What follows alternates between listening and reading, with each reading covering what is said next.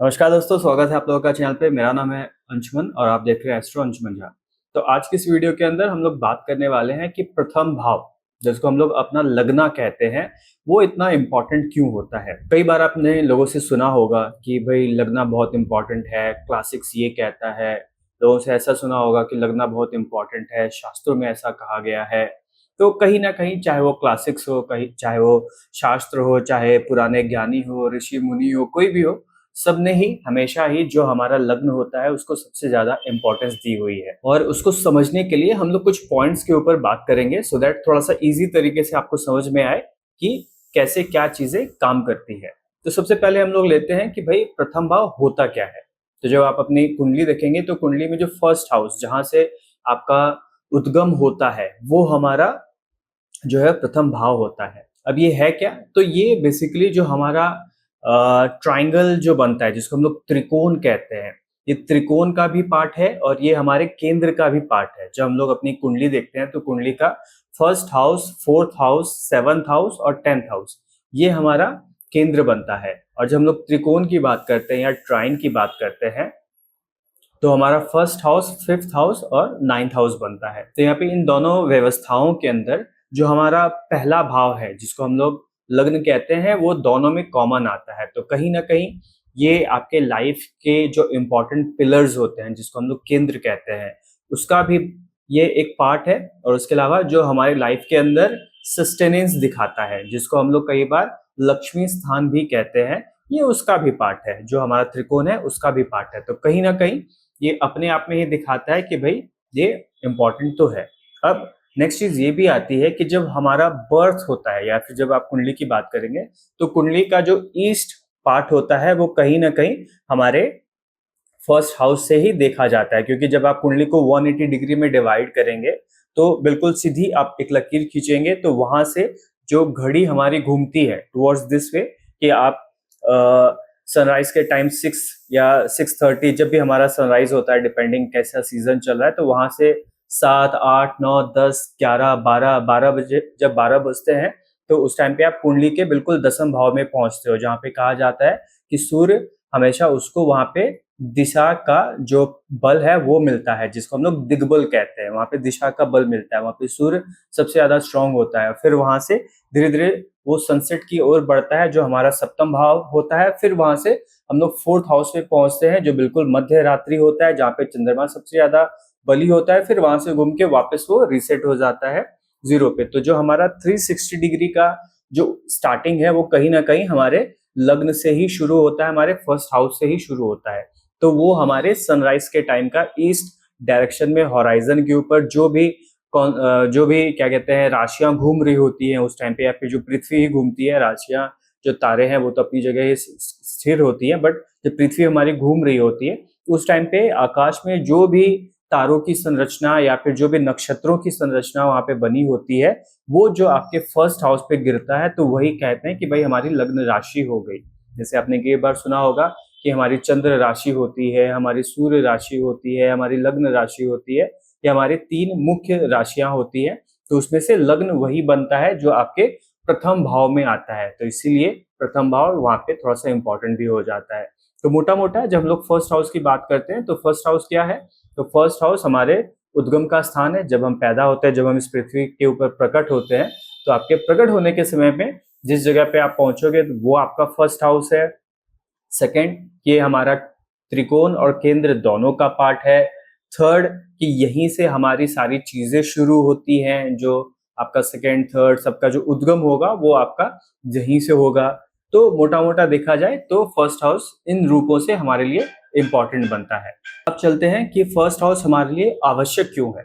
तो क्योंकि जब भी हम लोग विचार करते हैं हमारे बारे में, चाहे वो हमारी लाइफ हो, चाहे वो हमारी उत्पत्ति हो, चाहे हमारी लाइफ के अंदर क्या क्या प्रोमिसेस है, जैसे कहते हैं कि भाई कुंडली एक स्नैपशॉट है, जो हमारे प्रोमिसेस हैं वो कहाँ क्या क्या कैसे बनती हैं, उन सारे प्रोमिसेस को दिखाता है। तो उसका स्टार्टिंग भी हमारे फर्स्ट हाउस से ही होता है, क्योंकि ये बिल्कुल बिगिनिंग है, यहीं से आप शुरू होते हैं। जब आप पैदा होते हैं तो उस टाइम पे जो भी आपको फर्स्ट हाउस में मिला, वहीं से आपके बाकी के हाउसेस भी डिसाइड होंगे, क्योंकि जो आपको बताया राशि, जो पहली राशि आपको मिलती है वहीं से आपको आपकी अगली राशियां मिलती हैं। वहीं से सपोज अगर कोई मेष लग्न में पैदा होता है तो मेष के बाद उसको वृषभ मिलेगा, मिथुन मिलेगा, कर्क मिलेगा, बाकी की राशियां सोहन उसको मिलेंगी। तो ये जो सारी राशियां आपको मिलती हैं वो कहीं ना कहीं आपके फर्स्ट हाउस से ही शुरू होती है।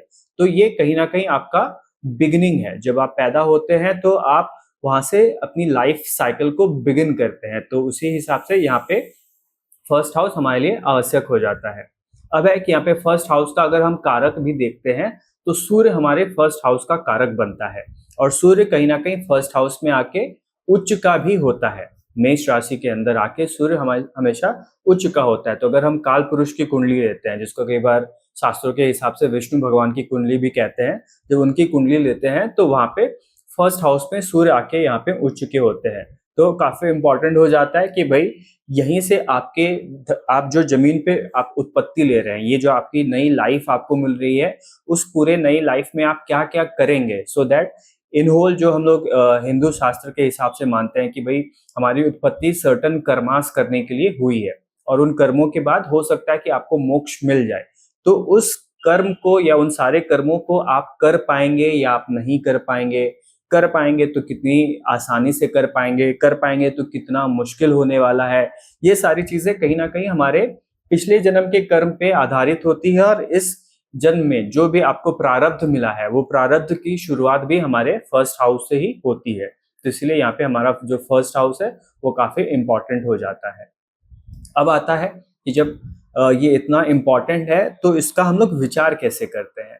तो साफ सीधी बात है, जो भी आपको यहाँ पे राशि मिलेगी उस राशि के हिसाब से आप विचार करेंगे कि यहाँ पे आपको क्या क्या लाइफ में मिलने वाला है, ईज मिलने वाला है, कि आपको लाइफ में स्ट्रगल्स मिलने वाले हैं, कि आपको लाइफ में थोड़ा सा मन के हिसाब से आप चलने वाले हैं, कि आप लाइफ में ज्यादा कर्मठ होने वाले हैं, कि आप लाइफ में हमेशा कंफ्यूज्ड रहने वाले हैं, या आप लाइफ में हमेशा कुछ ना कुछ सीखते रहने वाले हैं, या आप लाइफ में धर्म के रास्ते पे चलने वाले हैं। तो ये सारी चीजें कहीं ना कहीं आपके लग्न से ही पता चलेगी। और वहीं पे लग्न के अंदर जो डिफरेंट एलिमेंट्स होता है, जिसके अंदर हम लोग अग्नि के एलिमेंट, जो हम लोग फायर एलिमेंट कहते हैं, वो फायर एलिमेंट आएगा। वहीं पे आपका अर्थ एलिमेंट भी आ सकता है, वहीं पे आपका वाटर एलिमेंट भी आ सकता है, वहीं पे आपका ईथर भी आएगा, वहीं पे आपका एयर एलिमेंट भी आएगा। तो कहीं ना कहीं ये जो सारे एलिमेंट्स होते हैं वो एलिमेंट आपकी लाइफ को थोड़ा सा डायरेक्शन देने में हेल्प करते हैं। तो इसी हिसाब से यहाँ पे जो हमारा फर्स्ट हाउस है वो आपको लाइफ के अंदर अलग अलग प्रकार से ईज या हार्डशिप पूरे लाइफ में आपको दे सकता है।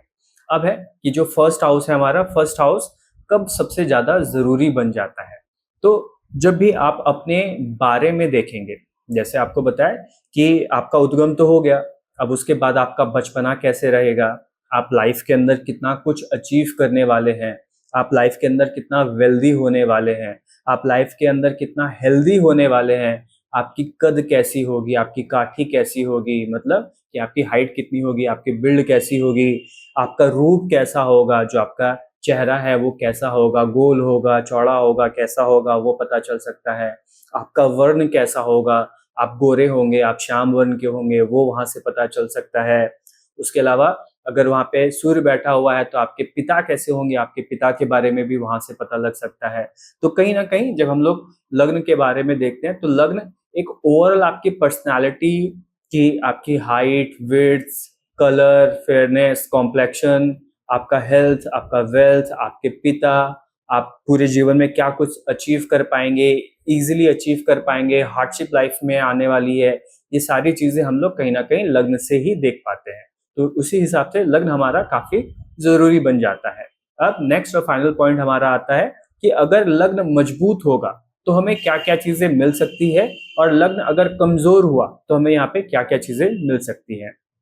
तो सबसे पहली चीज कि लग्न मजबूत कब होगा, तो कहीं ना कहीं देखा जाता है कि हर तौर से, चाहे कोई सी भी राशि आपको वहां पे आपके लग्न पे मिलती है, 1 से लेके 12 तक कोई सी भी राशि आपको मिल रही है, तो कहीं ना कहीं वो आपके पिछले जन्म के कर्मों के हिसाब से, और आपका जो सोल है, कहते हैं कि कहीं ना कहीं ये हमारी सोल की जर्नी ही है जिसके अंदर हम लोग अलग अलग प्रकार के जीवन में अवतरित होते हैं या जन्म लेते हैं और फिर उसके कर्मा को करते हैं। तो जो भी कर्मा आपने पिछले जन्म में किया है उस हिसाब से जो बाकी रह गया था, जिसमें आपको एक्सपर्टीज मिली, उसी के हिसाब से इस जन्म में आपको अपनी राशि मिलती है। तो हर राशि कहीं ना कहीं अपने एक पर्टिकुलर व्यवस्था के लिए आपको मिली है। किसी को अगर मेष राशि मिली है तो उसको मेहनत करने के लिए मिली है कि भाई आपको जीवन में एक स्ट्रेंथ मिली है, आपको एक स्टैमिना मिला है, आपके लाइफ के अंदर एक फायर आपको मिला हुआ है। तो उस फायर का इस्तेमाल करके आप मैक्सिमम पोटेंशियल से काम कर सकते हैं। वहीं किसी को अगर वहां पे वृषभ राशि मिलती है तो वृषभ राशि कहते हैं कि भाई स्थिरता की राशि है। यहाँ पे जो हमारा भूमि तत्व है वो आपको यहाँ पे मिला हुआ है, तो आप स्टेबिलिटी आपको लाइफ में यहाँ पे मिलेगी, आपको लाइफ के अंदर धन मिलेगा। तो उस हिसाब से आप अपनी लाइफ को चलाने वाले हैं। वहीं किसी को मिथुन राशि मिलती है तो मिथुन राशि कहते हैं कि भाई कम्युनिकेशन की राशि है, बुध उसके स्वामी है। तो कहीं ना कहीं ये कहते हैं कि भाई आपको चतुर चालाक होना है, आपने बिजनेस करना है, उस मायने से आप अपना जीवन यहाँ पे जिएंगे। किसी को कर्क राशि मिली है तो कर्क राशि कहते हैं कि आपको यहाँ पे एक संतुलित मनस की स्थिति के लिए आपको ये राशि मिली हुई है। कर्क राशि वाले जो जातक होते हैं वो सबसे ज्यादा मनोस्थिति में मजबूत हो सकते हैं अगर उनका लग्नेश अच्छा हो, कि जो आपका चंद्रमा है, चंद्रमा आपकी कुंडली में अगर अच्छी जगह पे बैठा हुआ है, अगर वो उच्च का हो जाए, कि वो द्वितीय राशि के अंदर जाके बैठ जाए, तो आपका जो लग्नेश है वो मजबूत हो गया, उच्च का हो गया, तो वहां पे आपकी मनोस्थिति हमेशा स्ट्रांग रहेगी। तो हो सकता है कि इस लाइफ में आपके साथ ऐसे एडवर्स सिचुएशन भी आए जहां पे आप बहुत कुशलता से उन सारे सिचुएशन से निकल जाए, आप मन से काफी मजबूत होंगे। तो वैसे यहाँ पे चीजें आपको मिल सकती है। अगर किसी को सिंह राशि मिली है तो सिंह कहते ही है कि राजा की राशि है, वो प्रजा को चलाने के लिए बनी है, वो लाइफ के अंदर सिद्धांतों को फॉलो करने के लिए बना है। वो व्यक्ति या स्त्री हो, वो इस जीवन में लीडर बनने के लिए आया है या आई है। तो कहीं ना कहीं ये सिंह राशि हमेशा ही एक लीडरशिप और फ्रीडम की राशि को कहते हैं या उसको दर्शाता है। फिर वहीं पे अगर हम लोग बात करते हैं वापस से वर्गों की, जो हमारे बुध की दूसरी राशि है, तो वो कहते हैं कि भाई नुक्ताचीनी के लिए आए हैं, आप प्रॉब्लम सॉल्विंग के लिए आए हैं, प्रॉब्लम फाइंडिंग के लिए आए हैं, तो आप उस हिसाब से काम करेंगे। वहीं पे अगर आपको यहाँ पे सातवीं राशि मिली है, लिब्रा राशि मिली है, तो कहते हैं कि भाई ये बैलेंस की राशि है, आपको लाइफ में सब कुछ बैलेंस करके चलना है। तो हर राशि का अपना अपना एक मूलभूत यहाँ पे मिला हुआ है कि हर राशि अपने अपने तरीके से स्ट्रांग है। जैसे आपको बहुत एग्जांपल आपको यहाँ पे बता दिया, लेकिन हर राशि का अपना एक पर्पस होता है, हर राशि का अपना एक काम है, और उस हिसाब से आपको इस लाइफ के अंदर राशि मिली है। तो अगर ये मजबूत होगी, अगर आपका लग्नेश मजबूत होगा, आपका लग्नेश अच्छी जगह पे होगा, अगर वो उच्च का हुआ, अगर वो मित्र राशि के अंदर बैठा हुआ, तो वहां पे आपको लाइफ के अंदर ज्यादा मजबूती मिलेगी। से आपका लग्न मेष लग्न है और लग्नेश खुद आके फर्स्ट हाउस में बैठा है, क्योंकि जैसे आपको बताया मेष आपका लग्न है। तो मेष का स्वामी कौन है? तो मंगल मेष का स्वामी होता है। अगर यहाँ पे मंगल ग्रह आके मेष राशि में बैठ जाए तो आपका लग्नेश स्ट्रांग हो गया, क्योंकि वो खुद अपने घर पे बैठा हुआ है। तो जब अपने घर पे वो बैठेगा तो अपने घर को अपने हिसाब से चला पाएगा। वो ग्रह, जो भी ग्रह है, हर ग्रह अपना एक एलिमेंट रखता है। तो मार्स अपने आप में फायर एलिमेंट रखता है। तो जब फायर एलिमेंट आपके लग्न में ऐड हो गया तो कहीं ना कहीं आपका लग्न ज्यादा पोटेंशियल से काम करेगा। वहीं पे अगर लग्नेश खराब स्थिति में चला जाए, है ना, अपने से दुश्मन की राशि में चला जाए, लग्नेश अगर वो नीच का हो जाए, जिसको हम लोग डेबिलिटेड कहते हैं, कि भाई मेष लग्न है और जो मंगल है वो गलती से कर्क राशि में चला गया, तो कर्क राशि के अंदर मंगल जो है वो नीच का कहा जाता है, माना जाता है। तो जब डेबिलिटेड हो जाएगा मार्स, तो कहीं ना कहीं मार्स आपको थोड़ा सा फिर डिफरेंट तरीके से लाइफ को चलाना सिखाएगा। यहाँ पे भी आप लाइफ के अंदर कुछ अच्छा ही करेंगे। ऐसा नहीं है कि आपका अगर लग्नेश डेबिलिटेड हो गया तो आप जीवन में कुछ नहीं कर सकते, आप जीवन में तब भी करेंगे। लेकिन अगर आपका लग्नेश अच्छी स्थिति में होता है तो आप बिल्कुल स्ट्रेट फॉरवर्ड होकर मजबूती से काम करते हैं। वहीं अगर आपका लग्नेश डेबिलिटेड होता है तो कई बार आप थोड़ा सा एक व्यवस्था अपनी खुद ही बना लेते हैं कि कहीं ना कहीं कुछ ना कुछ करके मैं अपनी जगह बना लूं। जैसे कहते हैं ना कि अंग्रेजों की नीति है कि जब वो कहीं पहुंचते हैं, ब्रिटिशर्स की कहीं पहुंचते हैं तो पहले खड़े होने की जगह देखते हैं, फिर धीरे धीरे बैठने की जगह देखते हैं, फिर वो लेटने की जगह देखते हैं, फिर वहीं पे वो बिजनेस करना शुरू करते हैं, फिर अपने परिवार वालों को बुला लेते हैं। तो वैसे ही यहाँ पे आप भी काम करना शुरू करते हैं कि भाई आप अपनी पहले एक जगह बनाएंगे, फिर आप धीरे धीरे अपने आप को फैलाना शुरू करते हैं। तो वहां पे जो नीच का अगर आपका लग्नेश है तो वो भी काम अच्छा करेगा, लेकिन काम का तरीका उसका डिफरेंट हो जाएगा। ठीक है। तो कहीं ना कहीं अगर आपका लग्नेश अच्छी स्थिति में हुआ तो आपको ईज मिलेगा, लग्नेश अगर अच्छी स्थिति में नहीं हुआ तो थोड़ा सा हार्डशिप आपकी लाइफ के अंदर बढ़ जाएगी। ठीक है, सिंपल है कि जब इजीली आपको सारी चीजें मिल जाती हैं तो आप स्ट्रेट फॉरवर्ड होकर निकलते हैं तो ज्यादा काम कर पाएंगे। या फिर वहीं पे अगर आपका लग्नेश अच्छी स्थिति में नहीं है तो आपकी हार्डशिप बढ़ जाएगी कि अब आपको व्यवस्था सारी क्रिएट करनी पड़ेगी, आपको अपना प्रोसेस, अपना सिस्टम डेवलप करना पड़ेगा, है ना। वहां पे बना बनाया आपको कुछ नहीं मिलेगा, आप शुरू से स्क्रैच से सब कुछ अपना बनाएंगे, अपने हिसाब का बनाएंगे, तो आप पे मुश्किलें बढ़ जाती है। तो कहीं ना कहीं जब आपका लग्नेश अच्छी स्थिति में होगा तो काम आपके लिए ईजी हो जाएगा। तो अब है कि ये आपके लिए चीजों को आसान तो करता ही है, लेकिन उसका प्रभाव जीवन के किन किन हिस्सों में पड़ेगा। तो सबसे पहले अगर आपका लग्नेश मजबूत हुआ तो आपकी बिल्ड अच्छी होगी। जैसे बोला कि अगर मेष आपकी राशि है, मैं एग्जांपल के लिए खाली ले रहा हूं, लेकिन अगर मेष आपकी राशि है और मंगल खुद आके लग्न में ही विराजमान हो गए हैं तो आप शरीर से मजबूत हैं। ऐसे लोग एथलीट होते हैं, ऐसे लोग भागने वाला काम ज्यादा करते हैं, ऐसे लोग पहलवानी वाला काम ज्यादा कहते हैं, वो आर्नल्ड जैसी बॉडी बिल्डिंग टाइप का काम करना शुरू करते हैं। तो कहीं ना कहीं वो आपको शरीर से मजबूत बनाएगा। वहीं पे अगर लग्नेश अच्छा हुआ तो आपको वेल्थ भी देगा, क्योंकि जब लग्नेश अच्छा होता है तो आपको वेल्थ देता है। बट ऐसा नहीं है कि अगर लग्नेश कमजोर हुआ तो आपको वेल्थ नहीं देगा। लग्नेश अगर आपका कमजोर है, डेबिलिटेड है, वहां पे भी वो वेल्थ दे सकता है, लेकिन अगर वो कमजोर हो गया तो हेल्थ के मामले में यहाँ पे थोड़ी सी दिक्कत आ सकती है। हो सकता है कि आप अक्सर बीमार रहेंगे, बीमारी ही आपके जीवन में हमेशा एक चीज है जो कांस्टेंट रही है, ऐसी चीजें भी आपको आ सकती है। बट वहीं पे अगर लग्नेश आपका से मार्स ही आपका लग्नेश है तो मार्स का जो अपना एक कलर है वो आपकी लाइफ के अंदर भी आ जाएगा। मार्स का की जो अपनी क्वालिटी है वो भी आपके लाइफ के अंदर आ जाएगी कि मार्स की क्वालिटी क्या है। तो भाई मार्स का रंग थोड़ा सा रेड कलर का होता है तो आप भी विटिश कलर के हो जाएंगे, है ना। शाम वर्ण नहीं होगा लेकिन विटिश आपका वर्ण हो जाएगा। उसके अलावा मार्स क्या दिखाता है, जब आप अगर मार्स की फोटो देखेंगे, मंगल जो हमारे देवता है उनकी फोटो देखेंगे तो वो कम हाइट वाले लोग होते हैं। तो कई बार देखा जाता है कि मंगल जिनका ज्यादा स्ट्रांग हुआ उनकी हाइट थोड़ी सी कम होती है, लेकिन कई बार ऐसा भी हो सकता है कि लग्नेश वहां पे बैठे हैं, एक आधा अच्छे ग्रह की वहां पे दृष्टि पड़ जाती है तो वैसे व्यक्ति की हाइट ज्यादा भी हो सकती है, लेकिन कई बार देखा जाता है कि उनकी हाइट कम भी रह जाती है। उसके अलावा अगर मार्स वहां पे बैठे हुए हैं तो लोग जल्दी से डिसीजन मेकिंग हो जाएंगे, क्योंकि मार्स जल्दी का कारक है। तो वहां पे जल्दबाजी में लोग डिसीजन लेना शुरू करते हैं, तो आपकी डिसीजन मेकिंग भी आपके लग्नेश पे डिपेंड करती है।